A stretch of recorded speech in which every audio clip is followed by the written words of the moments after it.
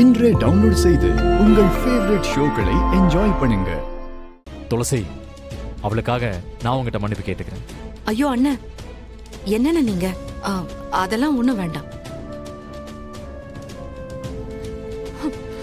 இப்ப உனக்கு சந்தோஷமா?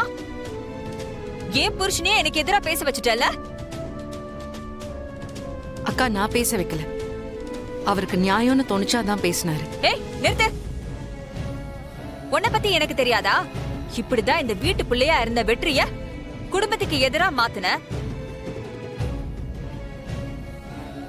அப்புறம் மாமாவையும் உனக்கு சாதகமா பேச வச்ச. இப்ப இவரையும் மாத்திட்டல்ல? என்ன இங்க எல்லாம் ஓராஜ்யமா இருக்கணுமா? நாங்கெல்லாம் உனக்கு அடிமையா இருக்கணுமா? மீனாட்சி, மாமா இல்ல மாமா, என்னால இதெல்லாம் பொறுத்துக்கவே முடியல. இந்த வீட்ல நானும் ஒரு மருமக தானே. என்னை விட என்ன அவ வசதியா? இவளுக்கே இவ்வளவு முக்கியத்துவம் கொடுக்கணும்? நான் என்ன யாரும் இல்லாதவளா? அக்கா, இங்க யாரும் எனக்கு முக்கியத்துவம் கொடுக்கல. இந்த வீட்ல மனசாட்சி இருக்கிறவங்களுக்கு என் பக்கம் இருக்கிற நியாயம் என்னன்னு தெரியுது. அதான் பேசுறாங்க, அவ்வளவுதான். அப்போ நான் அநியாயக்காரியா? குடும்பத்தை பிரிக்க பாக்குறேனா? அப்படியா நினைக்கிறீங்க?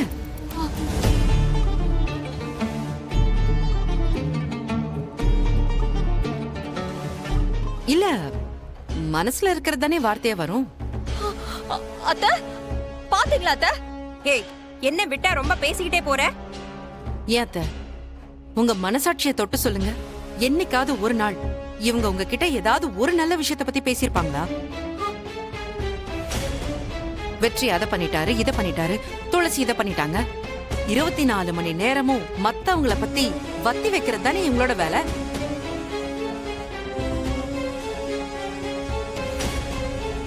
அப்படிப்பட்டவங்கள எப்படி எத்த பேச முடியும்?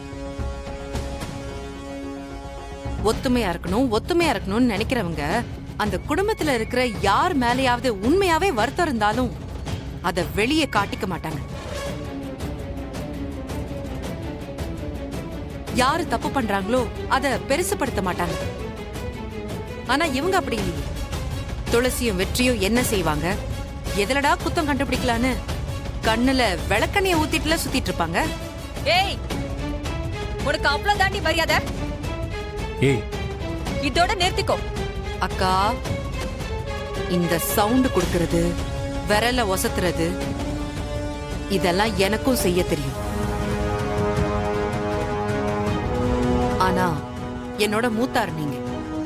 உங்ககிட்ட அப்படியெல்லாம் நடந்துக்க கூடாதுன்னு தான் அமைதியா இருக்கேன். அதுவும் ஒரு அளவுக்கு தான். எல்லாம் மீறினீங்க, நானும் மீறுவேன்.